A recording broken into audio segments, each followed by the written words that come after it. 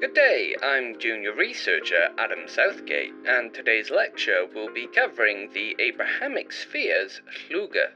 I'd appreciate that all hunters please subscribe as to not miss any future lectures, and also, if you enjoy the lecture and find it informative, please like the video and click the bell to ensure you do not miss any future announcements.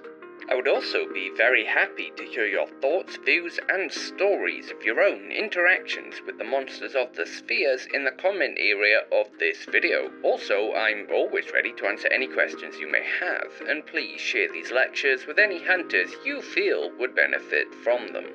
So, to begin, as always, we'll start with our general announcements. Firstly, regarding the ghostly apparition of Pendine Sands, the hunters who took on the contract were confronted with an uphill battle due to the sheer amount of possible individuals the entity could be mimicking.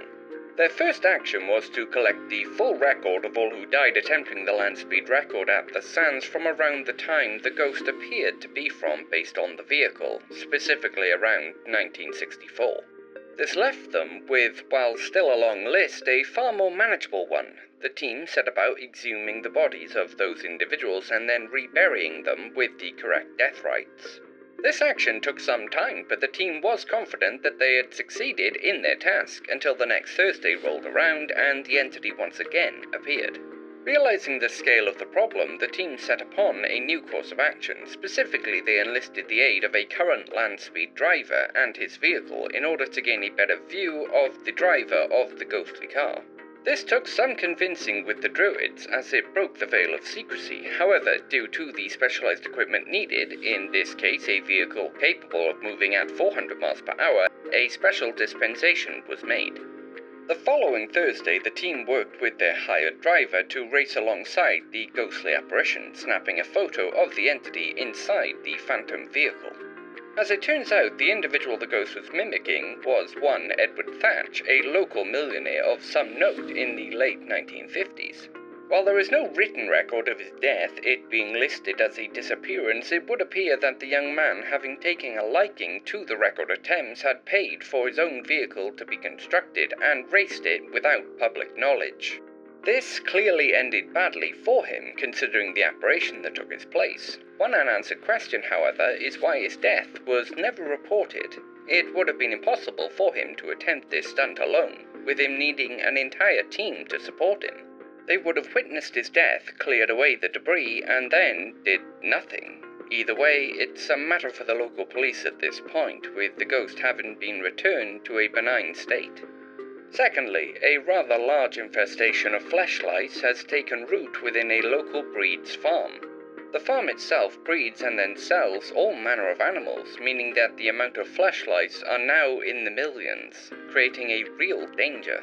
Currently, the entities are dormant within the farm, having exhausted the food supply. However, by spring, when the weather warms, they will become more active and begin spreading out into the countryside. This simply cannot be allowed to happen. Due to the large number of fleshlights spread across a rather big area, we would like a larger team of around 30 hunters to deal with this problem. These hunters should come equipped with inorganic environmental suits along with flamethrower weaponry. On top of this, once the lights are locked within their dormant state, you will need an efficient way to crush them. Due to the sheer amount of them, 2 bricks will simply not suffice. In the past, hunters dealing with this kind of situation have employed shovels to move the dormant entities and then crushed them with a steam roller. However, such equipment will need to be provided by the hunters themselves. This must be a slow and methodical operation, as a single flesh louse could restart the infestation days or even years after the initial one has ended. If you are interested in this contract, please contact your local order office. The Abrahamic sphere has been described as a two-sided place in the past, that of the angelic and demonic. This, however, is not truly the case. While the surface idea is indeed correct, it misses the nuance of the situation. The Abrahamic sphere is not a reflection of any one of the Abrahamic faiths, and instead is a contradictory amalgamation of all of them simultaneously. This is both true for what people would call the angelic and the demonic. In practice, this means that both the angelic and demonic each have a great many sides of their own, and a great many of these blur the line between. This makes attempting to categorize the entities of this sphere exceedingly difficult, as it's never immediately obvious which of the faiths these entities are aping. While from a layman's perspective you think it would be as easy as spotting the pointy horns and fire, this accounts for only some of the faiths the Abrahamic sphere is based upon. In many cases, the difference between angelic and demonic is only theoretical, as each look the same to our perspective and each react to humanity in the same way. However, there are cases where the difference is starkly visible, beings that all alive today would immediately place within the demonic category. Twisted creatures that appear closer to humanity in appearance than the odd and often perplexing visage of angelic entities. These beings have been described as a parody of the human mind, their entire personality and behavior being based solely upon a single vice or emotion of man. These beings are less enigmatic than their fellows from the same sphere, showing emotion and drive, even if it is rather one note. While their near humanity may elicit empathy or even sympathy in some cases, this should be suppressed, as beings they are wholly destructive. While a fae may skin you, stitch that skin into a three-piece suit and then force you to wear it upon your flayed body, they do not do this in order to harm you, though that is the result. Instead, they perpetrate this heinous act for one reason only, because they find it funny. Pain and permanent death are alien concepts to fae that they can only begin to grasp after experiencing them within our sphere. The same cannot be said about today's subject, a being that exhibits the same degree of sadism as the fae, if not more so, but with a full understanding of the evil of these acts. As an example, you're walking home late at night, you've needed to work overtime, and now you're exhausted. You pass a man while walking down a street. The man looks at something on the floor, then looks back up at you. After a beat, he grimaces and continues walking into the night. You forget about the man, and your life goes on. Weeks or even years go by, and then one day, things take an evil turn. Late into the night, you awaken to find your partner dead beside you, both of you covered in their blood. The police are called, and you are arrested as the primary suspect. Weeks and then months go by, with you behind bars. You're questioned endlessly. The police and the other prisoners react to you with an unnatural hostility, even those who should have no idea of what you're accused of. Each night, while battling against the grief, you wonder if tonight will be the night when someone enters your cell with a sharp object in hand. After enduring daily threats and physical assaults, you believe you've been saved from this nightmare. The evidence against you, which was spotty at best, has been thrown out, and you've been released. But the nightmare continues. Even though you're free, the hostility remains. Everyone knows your face, and all know what you are accused of. You're fired from your job. They say it's because they don't want the press constantly circling, but you can see the truth, the hate in their eyes. With no income, you lose your home, and no one will take you in. Family and friends all make excuses, but their fear of you is ever present. You try to gain help. You contact government assistance programs, but all state that you're either ineligible or you are locked into a twirling bureaucracy with no end. With no home and no money, you try to sleep rough in the city, where the buildings will block the wind, but benches with spikes and police ushering you on the second you close your eyes makes it impossible. You sleep in the unseen spaces, places where you will be left alone, because they're far from anyone who would notice you, and in the day you walk back into the city to beg for money. But no one gives. You hear people say how you'll only spend the money on drink as they pass, but without a look. You start to starve until you're pushed to eat from bins, but even that is denied you as the city changes the bins so that you cannot reach inside. Months later, as you lay down, unseen and empty, feeling your body fail, a man approaches and sits next to you. He speaks to you, the first words you've heard addressing you directly in weeks. You feel seen, and you're filled with both happiness and sadness in equal measure, until you really hear what he's saying. "My good man, some days hence we crossed paths." I bowed my head to you, expecting the same courtesy. However, you, sir, snubbed me. You stare at him in confusion until you lock eyes with his, and you see that night once again in your mind. and then you see him plunge the knife that ruined your life and took your partner's. You're too exhausted for anger, too beaten down, and so you ask him a question. How did you make everyone treat me so badly? The man smiles, but it does not reach his eyes. My good sir, I only used the knife.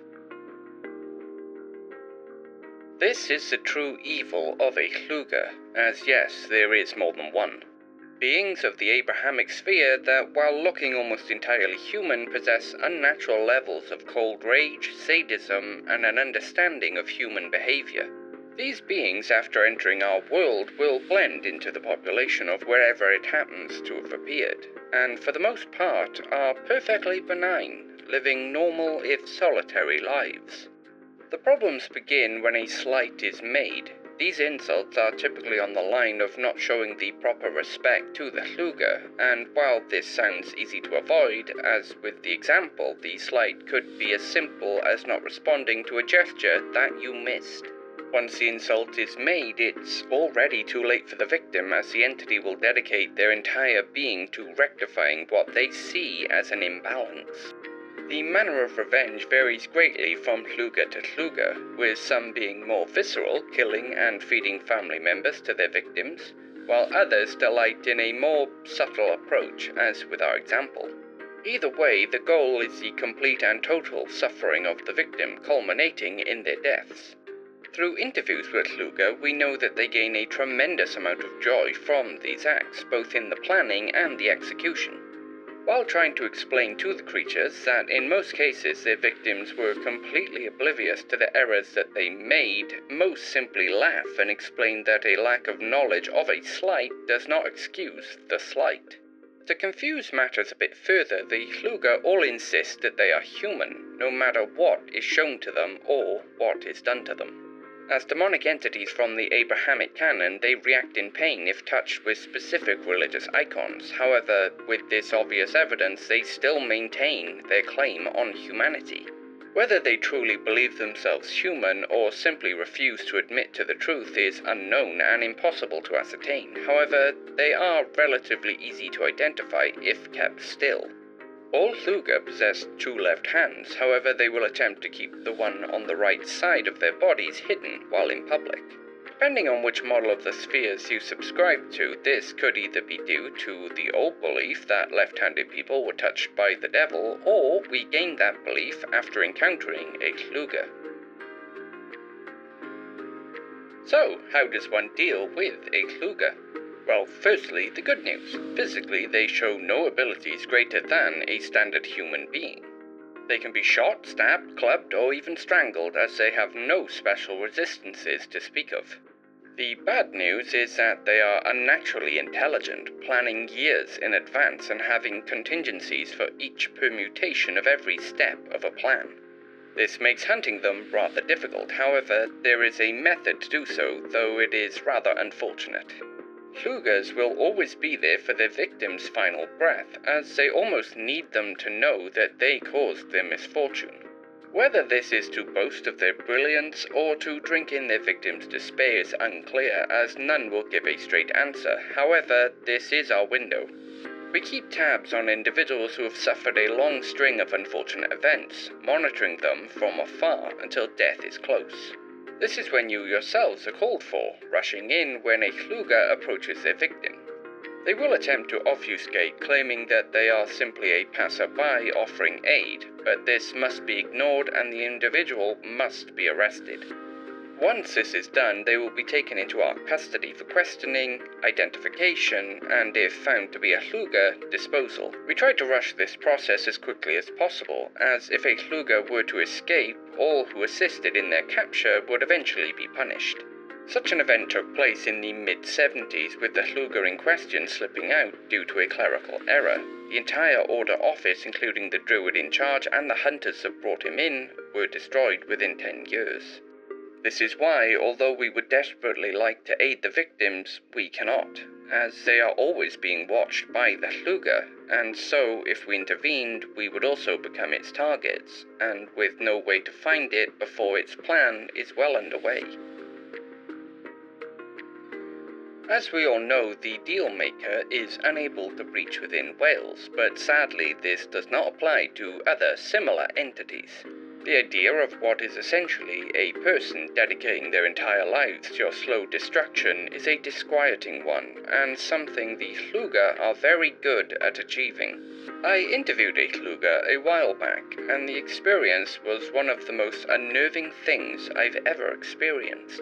While not physically threatening in the slightest, I could feel a burning hatred boring into my skull from their eyes, while they sat back, smiled, and told jokes. Thankfully, that individual was disposed of the next morning, so I sleep soundly. But that will be all for today. With Arthur's might and Merlin's wisdom, thank you.